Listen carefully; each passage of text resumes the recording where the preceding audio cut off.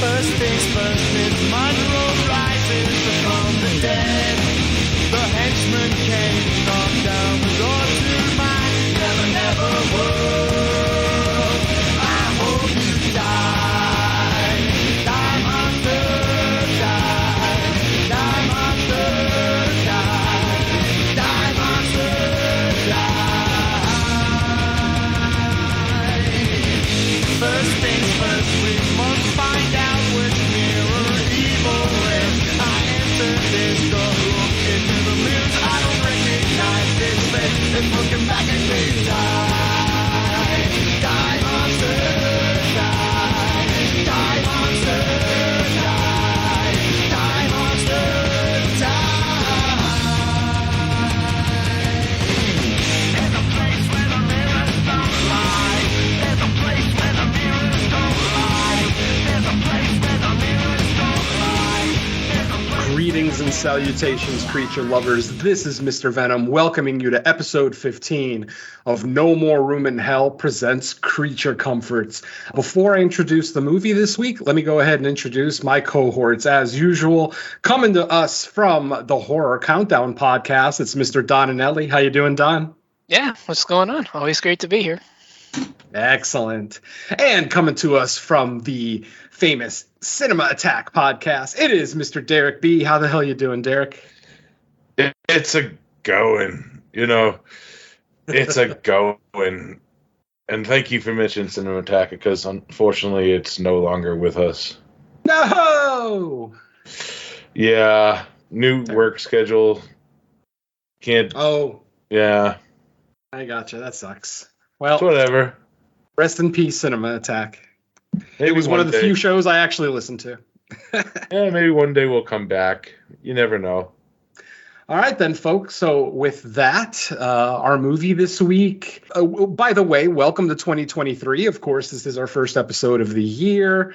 And we kind of decided to go back to some of the classic stuff, as we've done some newer stuff over the last couple of episodes. Obviously, last episode was Troll, brand new movie from Finland. So this time we're turning the clock back all the way to 1957, and we are looking this week at The Monster That Challenged the World. An upheaval of nature tears loose a creature out of the nightmare of time. Spawned by an earthquake on the bed of the ocean, a reptilian, earth-shaking beast of the sea. The monster that challenged the world. My tank. What's wrong? Blake's tank is caught in the undergrowth.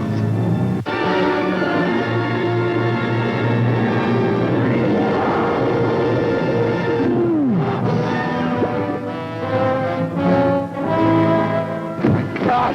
What happened? Oh my God, his body. He died right in front of me. I couldn't help him. Let's go back. Talk sense. What's down there? I don't know. I never saw anything like it before. It's the size of a dinosaur, and 10 times more terrifying, hurling the horrors of the unknown at every living thing.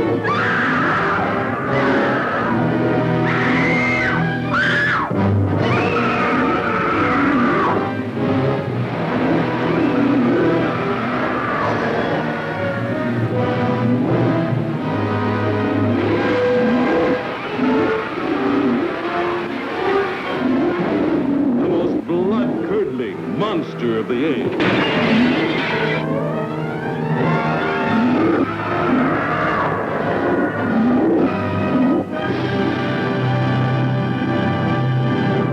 This one has such a nice, easy one-sentence synopsis, and that synopsis as follows. Giant mollusk monsters attack California. Yes, giant mollusks.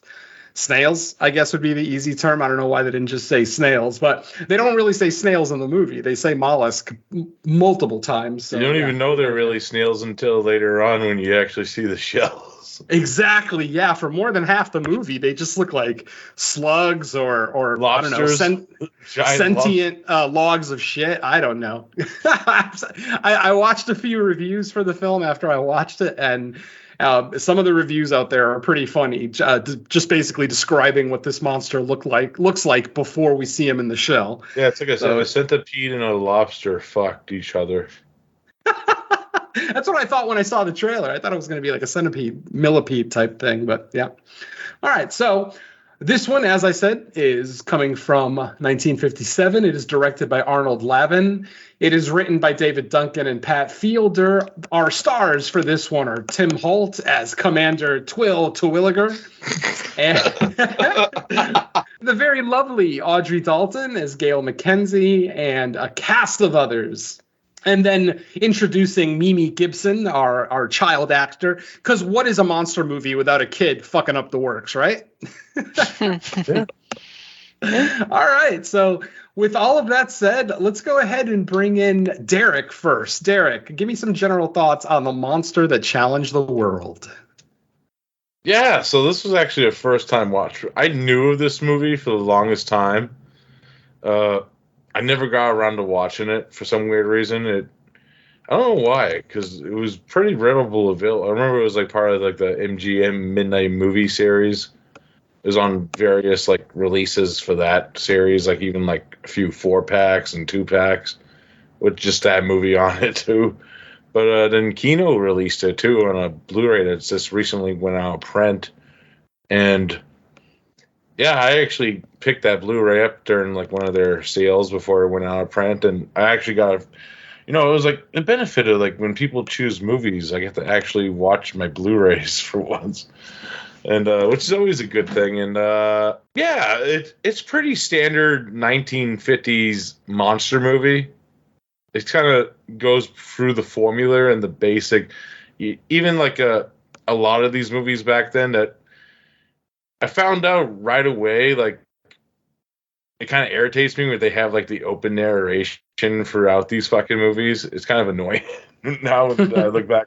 It all depends on the movie. Like, this movie wasn't too bad, but then you get to, like, movies like It Came From Beneath the Sea, and I'm like, that's one of my negative things about that movie is like, wait, like, they're narrating over actual scenes of dialogue. I'm like, what the fuck, movie?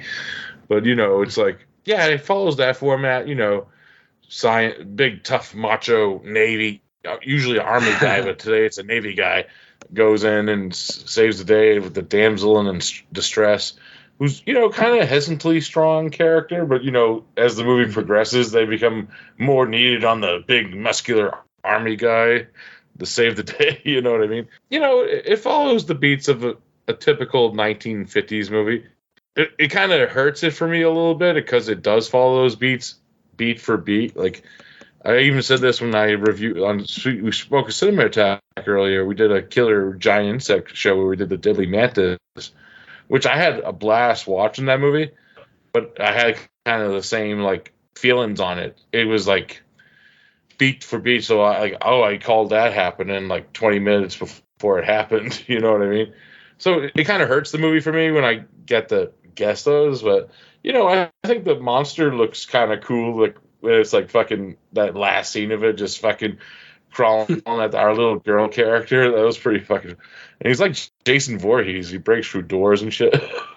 Fucking great, But overall, it was an enjoyable watch. I wouldn't, it wouldn't be like a top tier creature feature, in my opinion. But overall, it's still fun. There's worse things you watch. That there are. Don, why don't you come on in and tell us your general thoughts on The Monster? Yeah, I've seen this a couple of times. I don't remember when. I remember seeing it like in the early 2000s when I had already like pillaged through all like the main stuff in the genre, and I was starting to like dig into like the hidden nuggets and stuff like the Deadly Mantis and Black Scorpion and Monster from Green Hell and some of the beginning of the end, like that kind of like tier giant monster creature features kind of stuff. And yeah, I kind of agree. It is a formulaic piece. It doesn't really do anything original. It doesn't really do anything different. You get your standard signs that there's something happening. The investigation into these incidents reveals the existence of the creature. It attacks several people, finally gets everybody on board to believing that there's something out there, and then it just becomes a race to stop them. And yeah, it's not anything that would be, really original or creative. It's not reinventing the wheel, but it's fun for what it is. I do wish there would be more creature action, because this is one of the times I remember that I realized that the creatures don't really show up that much. You get like 2 or 3 scenes that are like, trailer fodder, that, they're going to be stuff that's put in the trailer to like showcase that it's got all this action and it's got all this kind of, terrible stuff with what the creature's capable of, but it doesn't really do anything else outside of that, because it kind of just like puts all of that stuff into the opening attraction and stuff. But yeah, it's fun. It's not like a B tier effort. It's kind of like at the top of like the C tier kind of stuff, where like your A stuff would be like your obvious ones, and then B tier is like Giant Claw and It Came From Beneath the Sea and 20 million miles from Earth and all that kind of stuff. And then this is kind of like right there at like the the second tier on like the drive-in kind of stuff. But yeah, it's still fun. It's still got its moments. I do have a couple of other issues with it, but otherwise, yeah, it's a fun ride. It's quick 84 minutes, and I can say I have fun with it, but I'm not going to say it's the best of this style, but it's fun enough for what it is. Nice. For me, I think I'm going to be coming in a little bit higher than you guys, because despite the formulaic nature of this film, I had a blast with it. I had a really good time with it. Now, I do agree with Don that this movie needs more monster action, because in the first hour of the film, you really only get to see the monster twice. And it's usually just, we get one good scene underwater when we first get introduced to the monster, but then we get a little quickie when he pops his head out of the water to attack some people on a boat. And then that's it for the first hour. The rest of that first hour is a lot of character development, a lot of story development. But ultimately, I didn't mind that. Like, I like these characters. Don knows that just this week I panned Infinity Pool because of stupid, idiotic characters. Yet here's a 1957 creature feature that probably cost $5 and a Diet Coke. And there's not one character that bothered me in the whole movie. Even the kid, despite her kind of gumming up the works later in the film, I thought she still did a great job. I was really invested in these characters. I talk a lot about forced romances in my movies, but something about this one, like, I wanted to see these two get together, by the end of the movie, which they of course do. For whatever reason, yeah, this worked for me. I thought this was really, really well edited.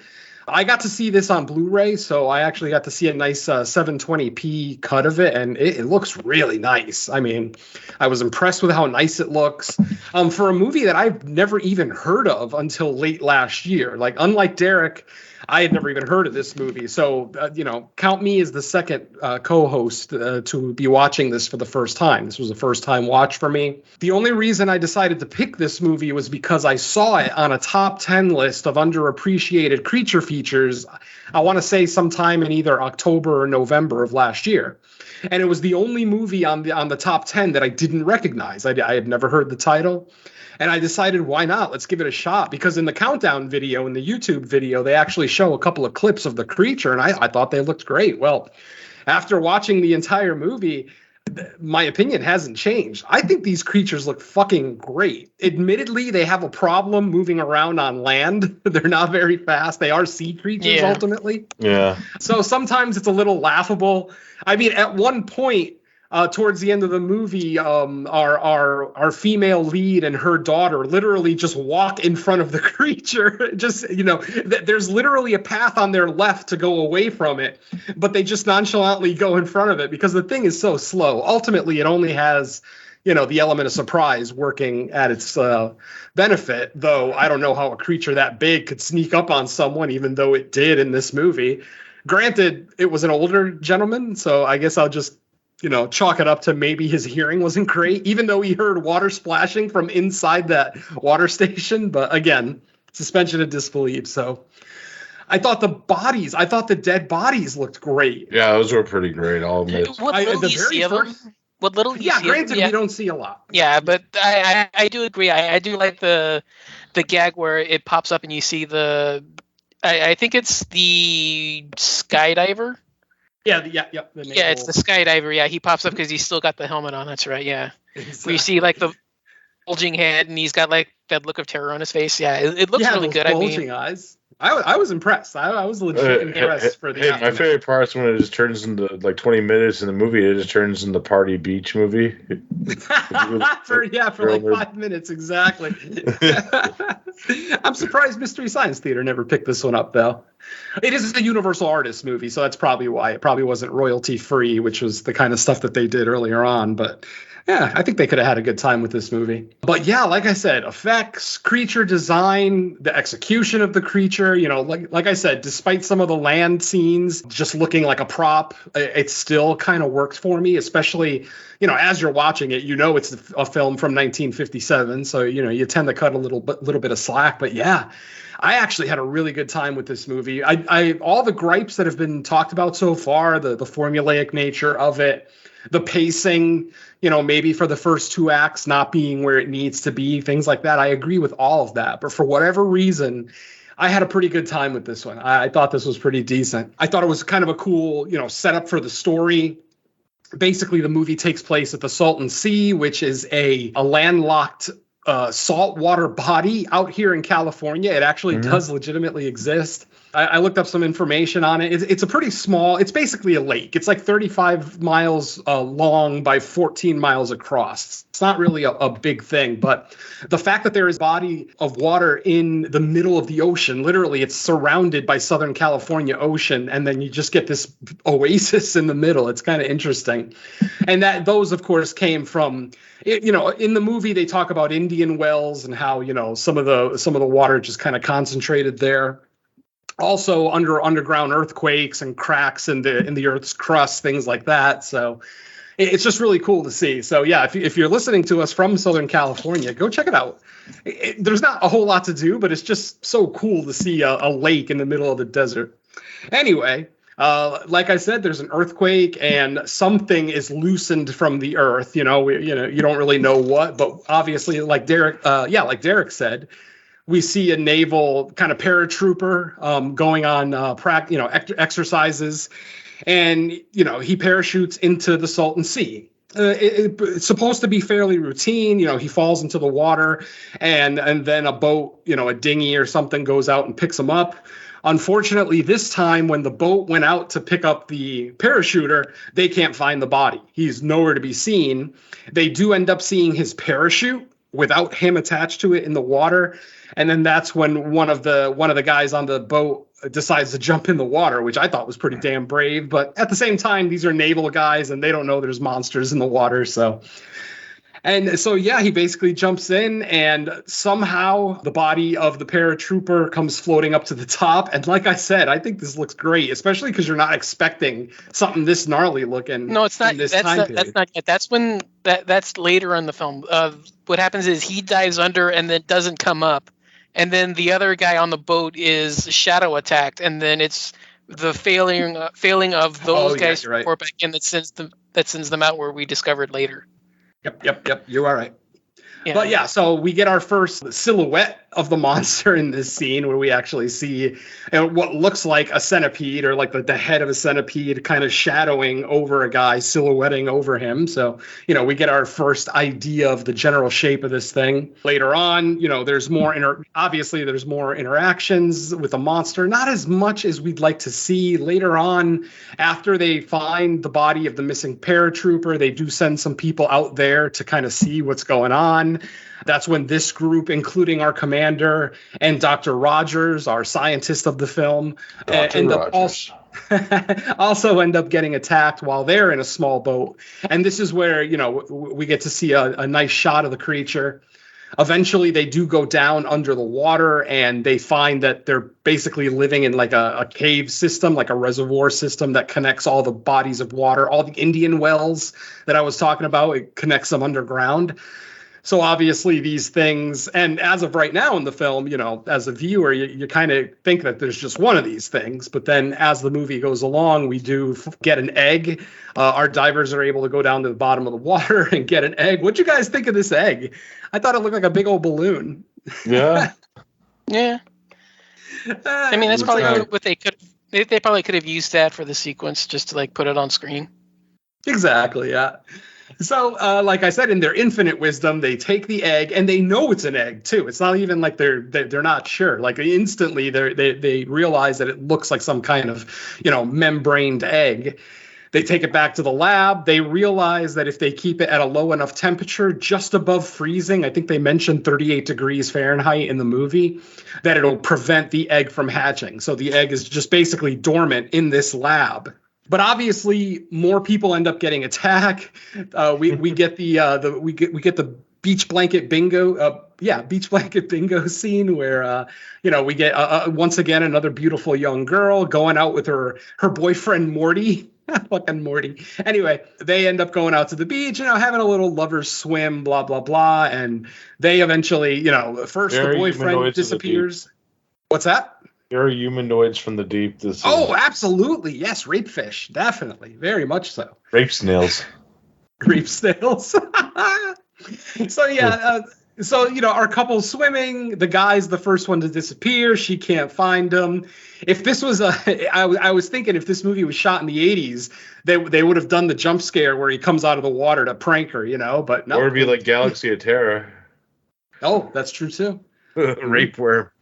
No rape worm here, thankfully. And then eventually they are also attacked. I believe they don't end up finding their bodies, but they do find articles of their clothing that are recognizable. So they basically know that the two kids are now missing. Later in the film, I think they do find a piece of the girl, but we don't get to see much of that aftermath. But like I said, the ones that we see are pretty goddamn awesome. And let's see, where do we go from there? We do start to get a kind of sort of explanation. Apparently, because of the radioactivity at the bottom of Salton Sea, that this could be potentially a cause. One character in the movie actually calls it radioactive ooze. And instantly I'm like, ooh, Ninja Turtles. We're getting Ninja Turtles. Awesome. Well, Ninja Slugs, whatever. Imagine. Right? Imagine these slugs with the headbands on. Exactly. And in that scene, I forgot to mention that in the scene where they go down and get that egg, this is where we get our first good look of the creature. And we basically just see it chilling in a cave, just kind of looking out, watching these divers fuck around with its egg. I don't know why it doesn't attack right away, but whatever. It does eventually end up attacking one of the divers. It basically bites him in the back of the head and just drains all their shit out. We actually get a mollusk history lesson in the movie where they kind of explain how mollusks eat. And what they do is very much like a spider, where they basically suck in the juices of their victim rather than actually, eating the entire carcass, which explains why we're finding all these, empty human carcasses, because they're just getting sucked dry. And what was that movie? That was Mimic, right? Where that thing sucked people from the back of the head too. It was sucking out their brain or whatever. Was that Mimic or The Relic? I think it was both. It might have been both. Nice. Yeah, that's right. Yeah. We did Relic. Yeah, we haven't done Mimic yet, but that was kind of cool. Gave me little shades of Relic and whatnot. Yeah. So at this point, we've seen a couple of people attacked. The egg is safely at the lab, or at least we think it is, because unfortunately the receptionist at the lab, who is Audrey Dalton, the character's name, Gail McKenzie, she is the receptionist there. Unfortunately, she has an 8-year-old daughter. We find out early in the film that her husband passed away. He was also a seaman, and he passed away on a mission of some kind. I forget exactly what. One of the things that I noticed that was kind of weird about this movie is how not sexist this movie is. Did you guys notice that? 50s creature features are usually very sexist. They'll talk down to women, or they'll just kind of bypass anything that they say. But this one, I mean, granted, there's only 2 female characters in the movie, and that's, our receptionist and then the wife of our original victim, of our first victim. Or no, she's the wife of one of the victims that is taken down when they get the egg. That's right. But yeah, I mean, they treat both female characters very respectfully. The commander is very kind to her when she tells him the story about her dead husband. Obviously, the commander doesn't really have a lot of experience with this because the first thing he says after is, "Would you like a cigarette?" It's like poor guy's just trying to think of anything that might get this, that might relax this girl or whatever, calm her down, blah blah blah. But no, she refuses the cigarette. They go on their separate ways. What if her husband died from cancer? What an asshole. Was that it? No, I don't know. Okay. I was going to say, shit. Eventually, at one point in the film, our two main characters, Commander Twilliger and Gale, end up going on a kind of sort of date. And my God, this is one scene that I will definitely say is just boring as hell. If it wasn't for the Mexican kid selling pens, this scene, I don't know why the Mexican kid tickled me so much. I just thought he was fucking adorable. And he actually broke the tension of the date because the date was just dull as shit. Just watching these two people, try to make polite conversation. Yeah, it definitely wasn't the date scene in Reptilicus, that's for sure. Yep. And I also forgot to mention a very important part of this film: the fact that every time one of these creatures attacks, Semen. they leave some kind of ooze. And unfortunately, ooze. The only thing that it looks like is literally semen. I can't think of any. I've never seen a substance that looks like this. It literally just looks like buckets of semen. I'm sorry to be so crass, but yeah. And they leave it all over the place. Just till we watch the colorized version, and it's really the green ooze from Ninja Turtles. Oh God, I would be okay with that. It looks so white on a black and white film. Obviously, I guess it could have color. But yeah, so we're finding this white stuff all over the place, which almost makes me feel like the monster's a pervert. What's that? Everyone's just touching it too. Yeah, and everybody's touching it with no gloves on, just sticking their hands in it, like, oh, what's this shit? Yeah, rub it on their skin. And there's like I said, there's even a sequence early on where they notice it's radioactive when one of the guys they bring the device into the lab just as they're doing it for some other thing, and he's calibrating it, and the doctor walks off and the thing goes off, and it's like, wait, what? It's not supposed to do that, and then they stick it up even closer and it shoots off the Geiger counter. So it's they know the thing's radioactive, and yet everybody's just touching it and all that kind of stuff. Yeah, if this is the giant behemoth, half these people would have been dead already. Yep, that is absolutely valid. Ultimately, though, I mean, we don't know how radioactive. They mentioned something like it's 1.5 on the Geiger counter, which I have no fucking idea what that means. Yeah, that's true. Obviously, no one thought it was all that dangerous to be around. I think they were just commenting that yes, it is. It is radioactive. I will say these things, and yes, things plural, we do eventually start seeing more and more of them coming out of different areas of the different spots in the water system. We see one attacks an old guard. This one I kind of call bullshit on because it is out in the open. It is fucking silent as the grave. And somehow this thing sneaks up on the old guy, this thing that's slithering around. This thing's got to be 9 feet long. I mean, it's taller than a human being when it's upright, but it doesn't, like a slug, it doesn't stand upright on its end, just like one of the more middle parts of the body. So this thing's got to be 9-10 feet long. And of course, somehow it sneaks up on our old guy and takes him out. The same MO as we've been seeing throughout the film. He sneaks up from behind, bites in the back of his head. John Rambo. There you go. I forgot to mention that these things apparently are pretty easy to kill because in I think the second scene where we actually see the creatures, one of them is killed by our commander, and all he does is takes just a big pole off the boat and stabs it into one of the eyes. These eyes, they literally look like they're just a thin membrane because they pop with the slightest push. It's not a sharpened stick, a sharpened pole, mind you. It's just a standard pole, and he just pops this eye open. You get this great squish, and you get to see the thing kind of fall back into the water and die. So at least they're not hard to kill. Yeah, if this scene was made in the 80s, some black pus shit would have just popped out and sprayed all over the commander. Oh, hell yeah. If this was a Sam Raimi movie, there'd be cum all over the place. Jesus. Icon. Jesus. All right. So at one point in the film, our receptionist and her daughter are at the lab. They're there by themselves. And at the lab, they have these rabbits that they kind of do experimentation on, medical experimentation, whatever. And our little girl, what was her name? The actress's name is Mimi Sandy. Sandy is the little girl's name in the movie. She makes friends with one of the rabbits. She actually names it, and she visits it every time she goes to the lab. On one of her last visits to the lab, she notices that the rabbit is shaking. He looks cold. Obviously, a little girl sees an animal shaking. She thinks it's specifically that it's cold. Obviously, it could be a variety of other things, but in this case, she thinks it's cold. She decides to walk up to something that looks like a thermostat, but what it is, it's actually the temperature regulator on the tank that is holding the egg. Remember, I mentioned earlier that they're keeping the egg in a tank kept at 38 degrees Fahrenheit so that it wouldn't hatch. This little girl turns it all the way up, thinking it's the thermostat for the room, not realizing that it's for the tank. And then, of course, within a couple of minutes, our egg hatches.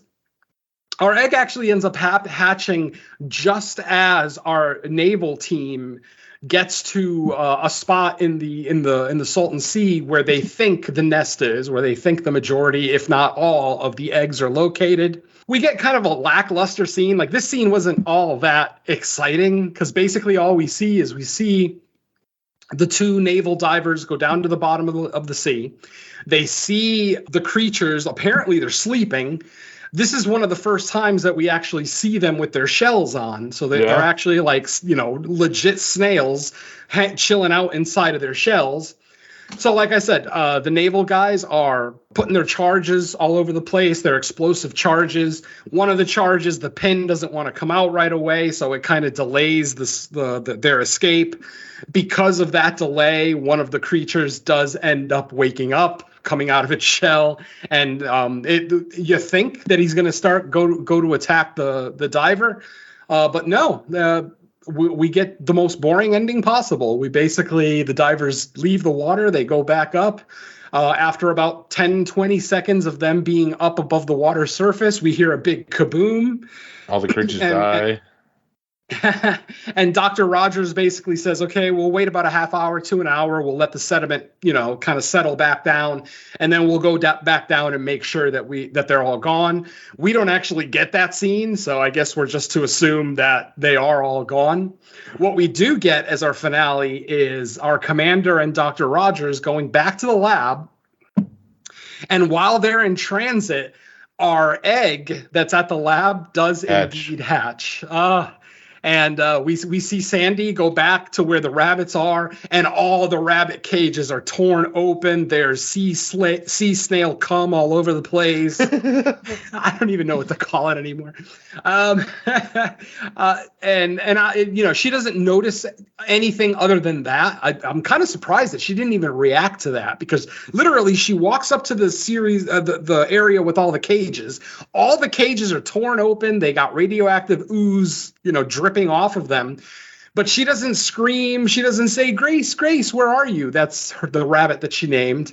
She just nonchalantly calls out, Grace, are you around? And then, of course, our monster rears its ugly head.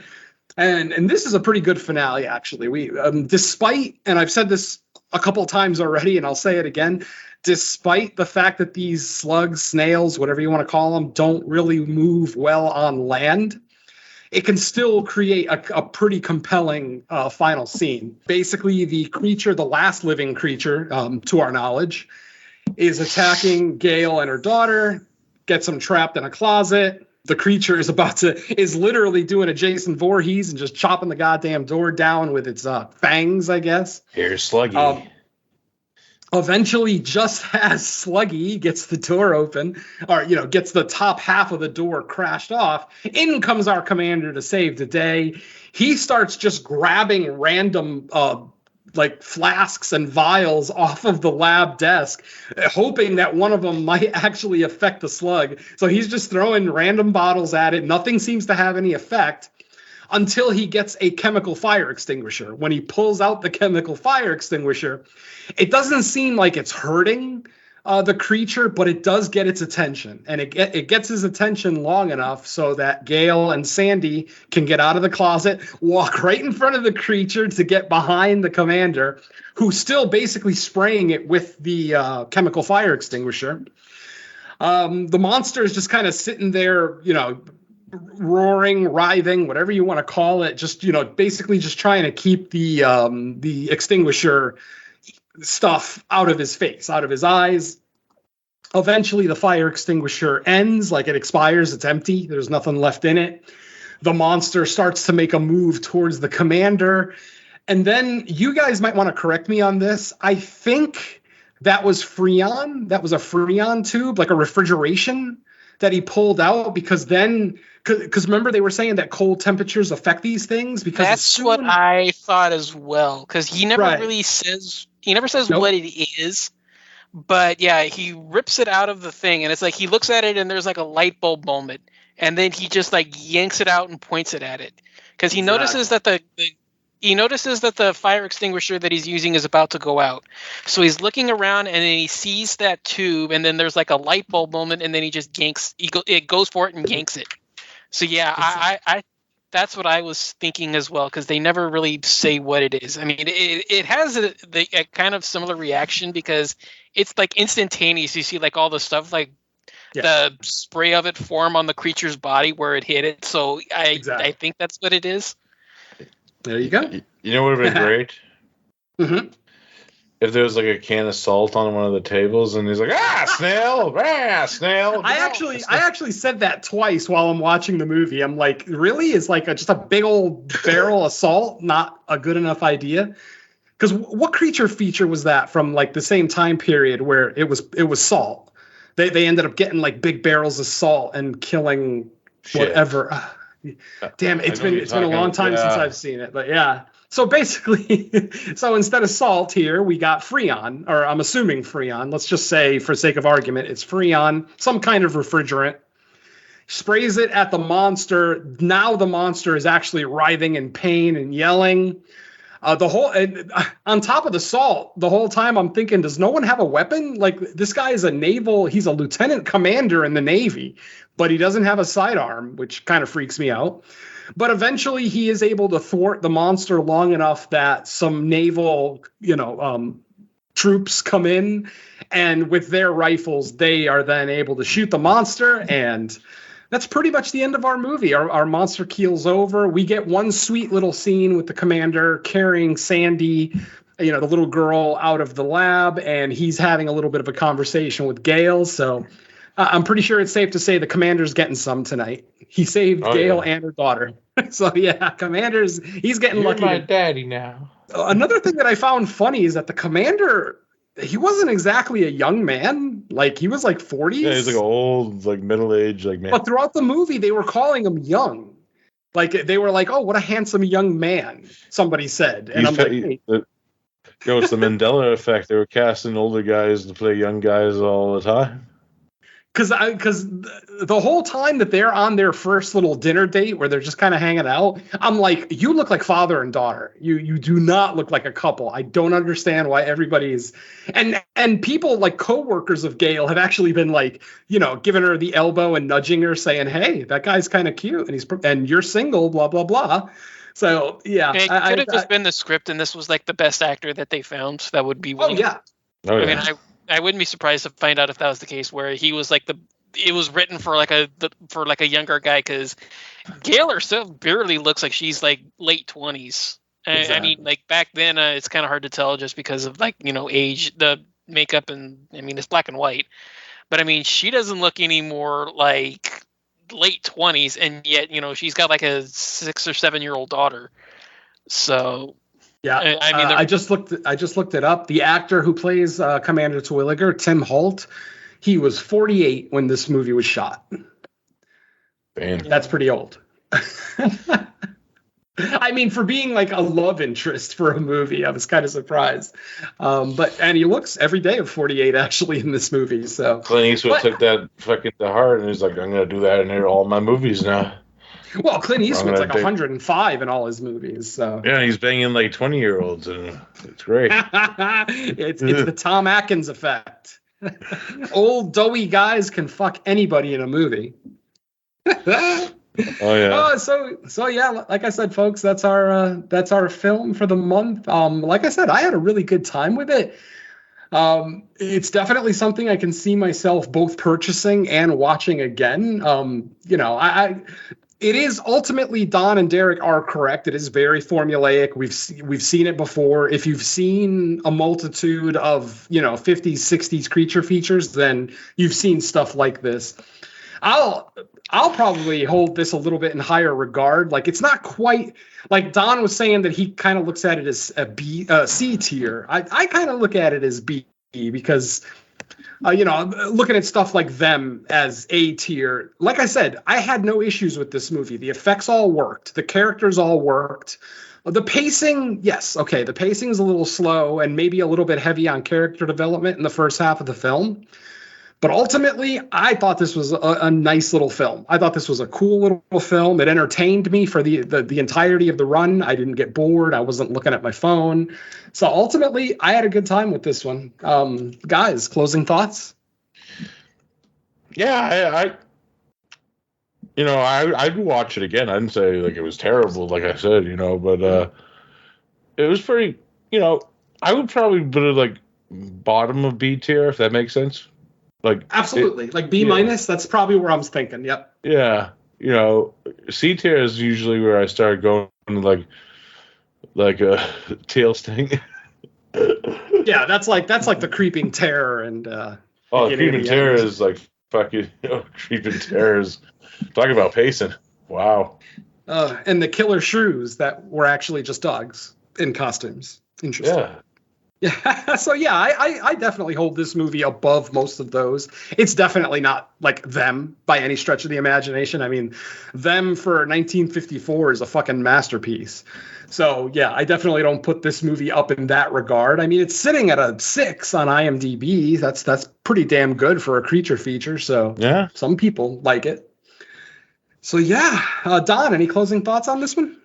Yeah, I mean, I've seen it the most, and it's not like I even hate it. I mean, my issue is that the creature looks sluggish when on land. I hold that up over more than the pacing thing. I'm only pointing out just because like I said, I want more creature action. But yeah, it's like a B C tier level film. I put it at C maybe because I've seen a little bit.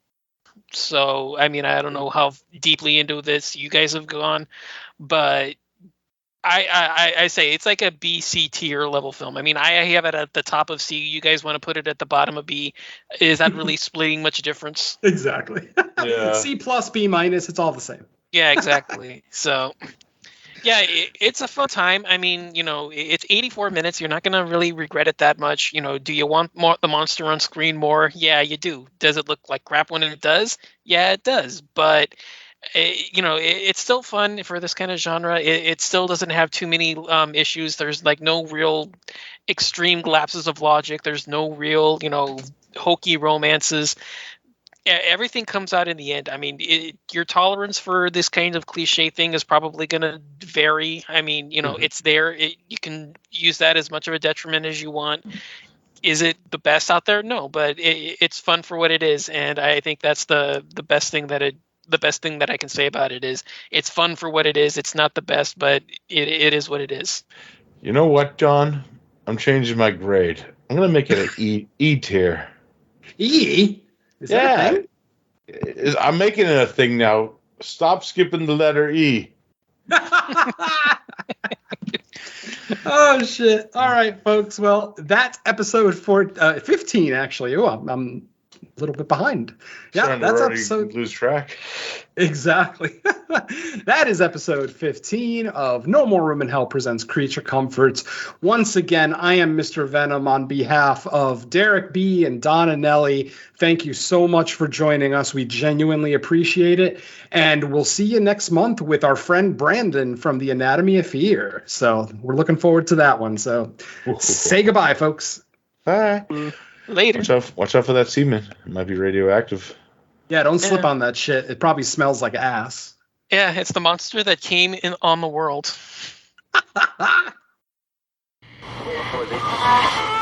Welcome back to our Halloween special at SCG3 92.2 FM. Moving on with our hell of a Halloween heavy metal show, here's a hit song from way back.